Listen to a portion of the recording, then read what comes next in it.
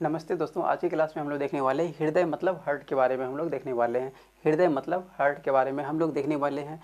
तो हम लोग हार्ट की बात कर लेते हैं। हार्ट क्या होता है? तो आप लोग जो दिल बोलते हैं ना, दिल, वही क्या है? हार्ट है। आप लोग जो दिल बोलते हैं वही क्या है? हार्ट है। ठीक है, मतलब हृदय है। अब हम लोग हृदय की बात कर लेते हैं। हम लोग का हृदय टोटल 300 ग्राम का होता है। हम लोग का हृदय कितने ग्राम का होता है? 300 ग्राम का होता है, और ये बाईं ओर रहता है।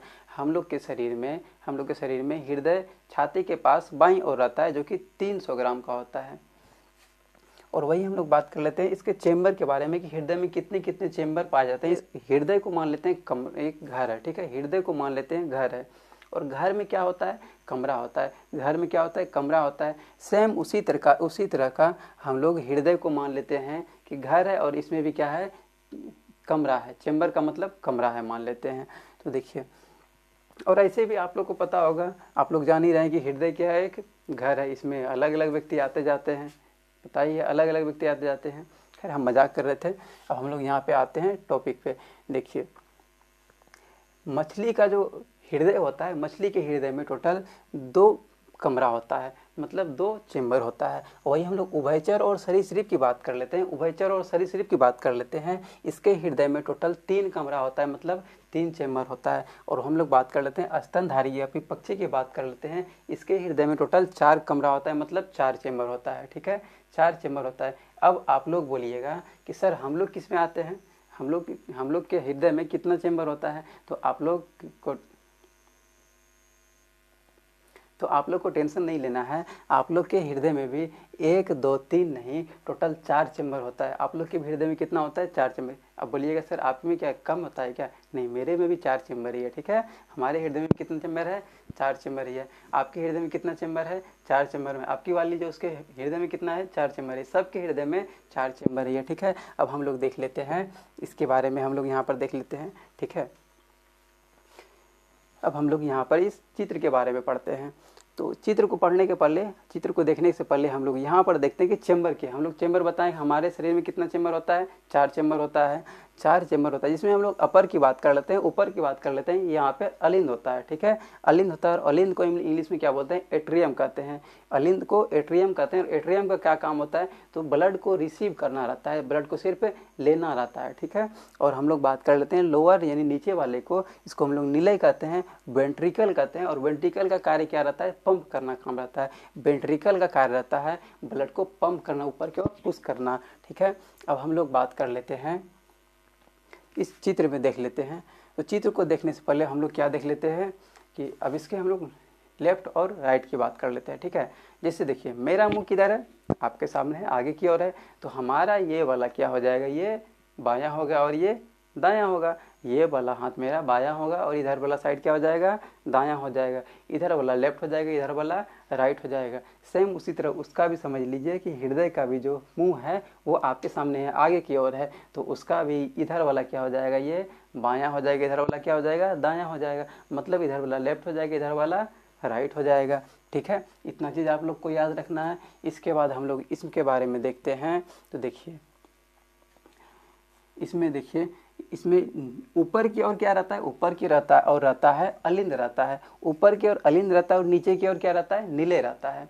ऊपर की ओर अलिंद मतलब एट्रियम रहता है और नीचे की ओर क्या रहता है? निलय मतलब वेंट्रिकल रहता है। अब ऊपर में देखिए, इसमें भी अलग अलग है। एक तो बाईं ओर है, एक तो दाईं ओर है। एक बाईं ओर है, एक दाईं ओर है। तो ये जो अलिंद है, तो यहाँ पर ये क्या हो जाएगा? बायां अलिंद हो जाएगा और इधर ये दायां अलिंद हो जाएगा। तो ऊपर 2 गो हो गया। अब नीचे की बात करते हैं, नीचे क्या रहता है? निलय रहता है। तो बायां निलय और दायां निलय, तो 2 गो ऊपर में 2 गो नीचे, कितना हो गया? 4 चेंबर हो गया। तो हम लोग के हृदय में कितना चेंबर होता है? 4 चेंबर होता है। बायां अलिंद, दायां अलिंद, बायां निलय और दायां निलय। चलिए अब हम लोग इसकी संरचना के बारे में पढ़ लेते हैं। इसकी संरचना को अगर यदि हम लोग देखेंगे तो आप लोग जो दिल बनाते हैं वो इस तरह का बनाते हैं, इस तरह का। तो ये जो है ना, ये हम लोग का दिल नहीं है, ये मेढक का दिल, ये जो है मेढक के दिल से मिलता जुलता है।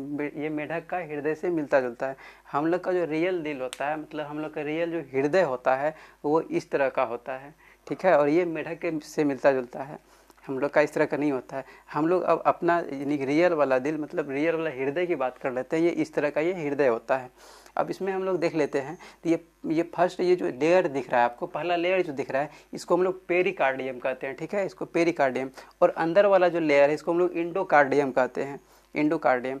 अब यहाँ पर में देखिए आप लोग को समझना है कि ये जो बाईं ओर की है, बाईं ओर की जो है ये नीले है, इसकी दीवारें, इसकी मांसपेशियां मोटी होती है, वहीं इसकी मांसपेशियां जो है ये पतली होती है। अब आप लोग बोलिए क्या ये वीआईपी लोगों के लिए है क्या, और ये नॉर्मल लोगों के लिए है? नहीं है, ऐसी कोई बात नहीं है। अब हम लोग इसके बारे में आगे समझेंगे, आखिर इसकी दीवारें मोटी क्यों होती है और इसकी दीवारें पतली क्यों होती है, ठीक है। पहले अब हम लोग देख लेते हैं यहाँ से, ठीक है। ब्लड है, ब्लड देखिए यहाँ पे शुरू होता है, ब्लड जो हृदय में प्रवेश करता है यहाँ से शुरू होता है, इसके थ्रू यहाँ पे ब्लड आता है और यहाँ पे क्या एक वॉल्व लगा रहता है, ठीक है। इस वॉल्व के द्वारा क्या होता है, ब्लड नीचे की ओर जाता है, ये नीचे की ओर खुलता है। जैसे मान लेते हैं ये मेरा हाथ क्या है, एक वॉल्व है, ठीक है, ये वॉल्व है और मान लेते हैं ये ब्लड है, इसको हम लोग खोलेंगे, इसे खोल दिए, नीचे गिर गया, ठीक है। सेम उसी तरह यहाँ पे ब्लड की हम लोग बात कर लेंगे। इसका वॉल्व सिर्फ नीचे की ओर खुलता है। वॉल्व का क्या मतलब होता है, वॉल्व का मतलब होता है ब्लड को सिर्फ एक ही डायरेक्शन में फॉलो करवाना। तो ये जो वॉल्व है ये नीचे की ओर खुलता है, तो इस वॉल्व के थ्रू ब्लड यहाँ पे चलाता है और यहाँ से ये घूर करके फिर यहाँ पे एक और वॉल्व लगा रहता है और ये वॉल्व ऊपर की ओर लगा रहता है, जिसके द्वारा ये लंग्स में ब्लड चला जाता है। लंग्स का मतलब फेफड़ा में चला जाता है, ठीक है। ब्लड फेफड़ा में चला जाता है शुद्ध होने के लिए, और शुद्ध होकर के फिर ब्लड कहाँ पे आता है, फुसफुस शिरा के द्वारा यहाँ पे आता है और यहाँ पे एक वॉल्व लगा रहता है जो कि नीचे की ओर खुलता है, जिसके द्वारा ब्लड क्या आता है, यहाँ पे आ जाता है और यहाँ से फिर घूम करके एक और यहाँ पे वॉल्व लगा रहता है, जिसके द्वारा कहाँ चला जाता है, ये एरोटा में चला जाता है। एरोटा मतलब महाधमनी में चला जाता है और महाधमनी क्या करता है, ये पूरे शरीर में ये ब्लड को सर्कुलेट कर देता है, पूरे शरीर में ये ब्लड को भेजता है। तो अब यहाँ पे हम लोग समझ लेते हैं कि आखिर इसकी दीवारें मोटी क्यों होती है और इसकी दीवारें पतली क्यों होती है।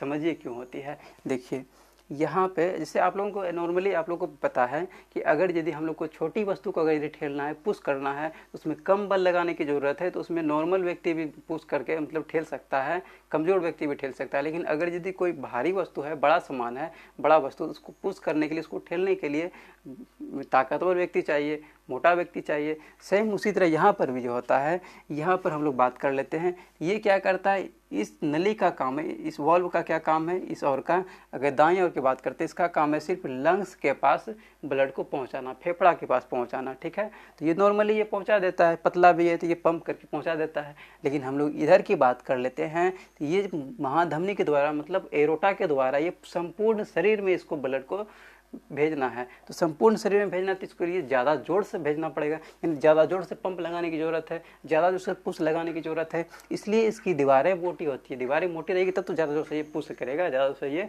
बल लगाएगा। तो इसकी दीवारें मोटी क्यों होती है ये आप लोगों को क्लियर हो गया होगा, ठीक है।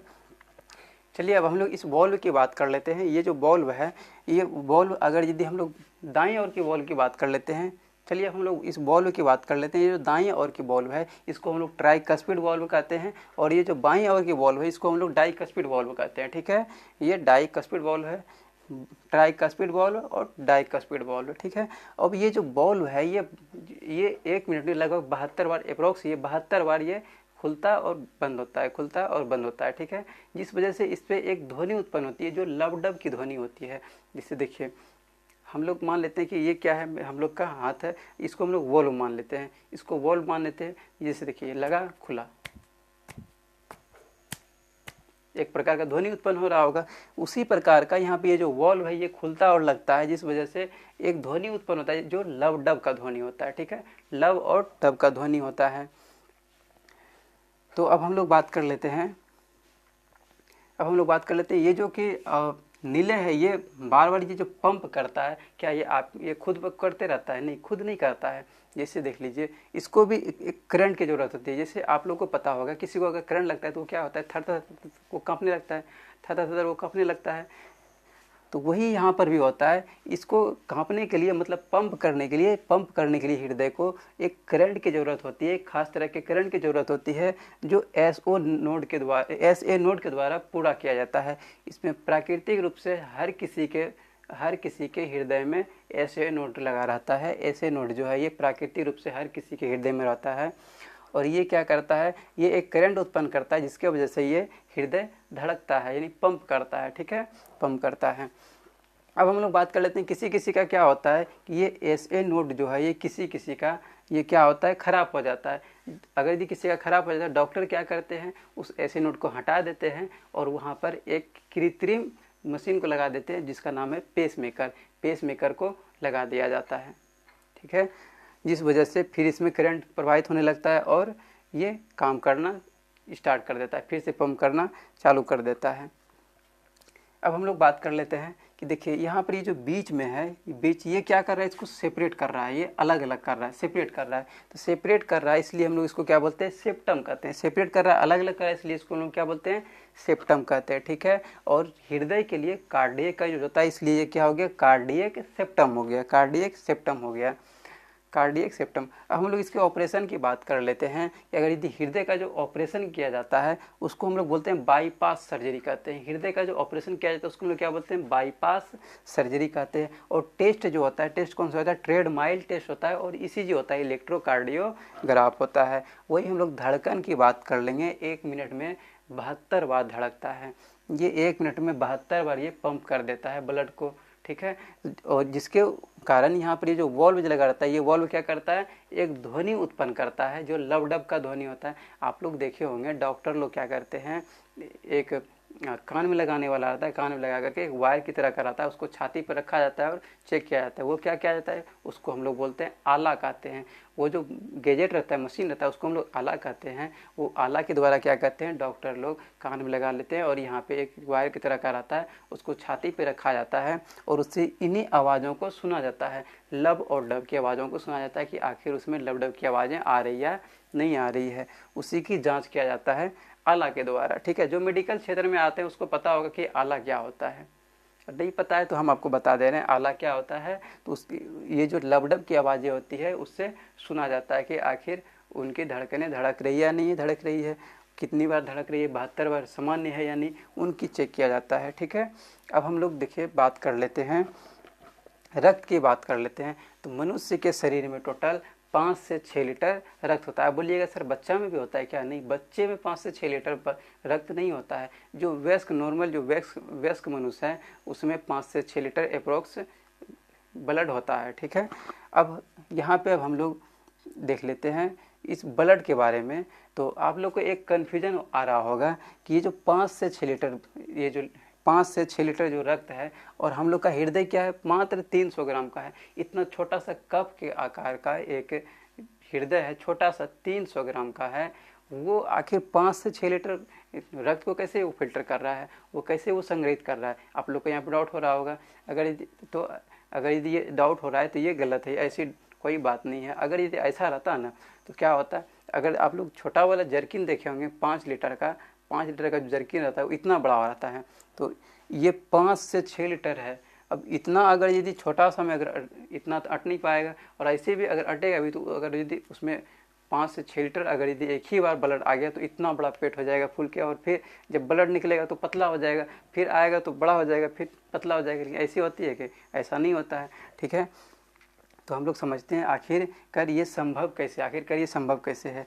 तो देखिए ये जो 5 से 6 लीटर जो ब्लड है ये धीरे धीरे करके इसको पंप करता है, एक ही बार में सारा पंप नहीं करता, एक ही बार में सारे ब्लड को पंप नहीं करता है, वो धीरे धीरे करके, और 72 बार 1 मिनट में लगभग 72 बार ये पंप करता है। ये 72 बार में लगभग सारे ब्लड को ये पंप कर देते हैं, मतलब 5 से 6 लीटर ब्लड को ये 72 बार में ये पंप कर देते हैं। नॉर्मली इसे एग्जांपल में हम लोग देख लेते हैं, फॉर एग्जांपल हम लोग देख लेते हैं। देखिए मान लेते हैं ये 5 लीटर है ना, 5 लीटर का मतलब क्या हो गया, 5 लीटर का मतलब हो गया 5000 मिलीलीटर हो गया। ठीक है, 5000 मिलीलीटर रक्त हो गया। एक बार में मान लेते हैं कि 70 मिलीलीटर, एक बार में मान लेते हैं 70 मिलीलीटर वो पंप कर रहा है हृदय, एक बार में मान लेते हैं 70 मिलीलीटर पंप कर रहा है। तो ये 1 मिनट में कितनी बार धड़कता है, 72 बार पंप करता है। तो गुना कर दीजिएगा तो लगभग अप्रोक्स कितना आ जाएगा, 5000 के अप्रोक्स आ जाएगा। तो 5000 मिलीलीटर हो गया। तो आप लोग को यहाँ पे ये डाउट क्लियर हो गया होगा कि आखिरकार इतना छोटा सा मात्र 300 ग्राम का हृदय है, 300 ग्राम का दिल है, और फिर भी ये 5 से 6 लीटर ब्लड को फिल्टर कर रहा है। आखिर कैसे कर रहा है, कैसे संग्रहित कर रहा है? तो आप लोग को नॉर्मली सबको क्या लगता है एक ही बार में सारा को फिल्टर करता होगा, एक ही बार में सबको संग्रहित करता होगा सारे ब्लड को। ऐसा नहीं है, ये 72 बार में सारे ब्लड को ये फिल्टर करता है। 5 से 6 लीटर ब्लड को ये फिल्टर कर देता है 1 मिनट में। तो आई होप कि आप सभी को ये सारी बातें अच्छे से समझ में आ गई होगी। तो नेक्स्ट टॉपिक में हम लोग नेक्स्ट टॉपिक को हम लोग नेक्स्ट क्लास में देख लेंगे। आज के लिए इतना ही रहने देते हैं। Take care, bye bye.